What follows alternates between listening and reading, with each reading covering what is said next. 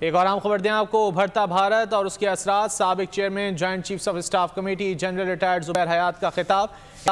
India سے بھارت بننا بہت بڑی تبدیلی ہے، جنرل ریٹائرڈ زبیر حیات کی جانب سے یہ کہا گیا۔ انڈیا سے بھارت بننے کے پیچھے اکھنڈ بھارت کا جو خواب ہے، انڈیا سے بھارت کی مثال کو ہٹلر کے تیسرے دور سے تشبیہ دی جا سکتی ہے۔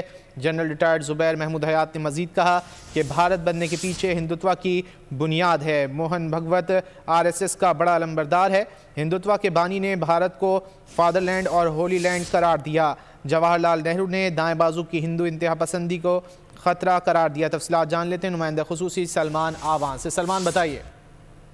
جی بالکل، آج بڑا امپورٹنٹ لیکچر تھا سابق chairman joint chief staff committee general Zubair Mahmood Hayat کا اسلام آباد میں انسٹیٹیوٹ آف پالیسی ریسرچ کے اندر، جس کے اندر انہوں نے بھارت کے اندر جو حالیہ تبدیلیاں رونما ہوئی ہیں، خاص طور پر جو بھارت کی ٹرانزیشن ہے انڈیا سے بھارت کی جانب، اور یہ بھارت بننے کے جو خطے کے اوپر اور پوری دنیا کے اوپر اثرات مرتب ہوں گے، اس کے حوالے سے انہوں نے بات کی۔ ان کا کہنا تھا کہ ہندوتوا کا کلچر جو ہے، ہندوتوا کے نظریات جو ہیں، وہ صرف اور صرف پاکستان یا خطے کے دیگر ممالک کے لیے خطرہ نہیں، بلکہ بتدریج یہ خطرہ جو ہے مغربی ممالک کو بھی اپنی لپیٹ میں لے لے گا، کیونکہ جو ہندو نیشنلزم ہے اس کو بھارت کے سلمان آوان بہت شکریہ ان تفصیلات کے لیے۔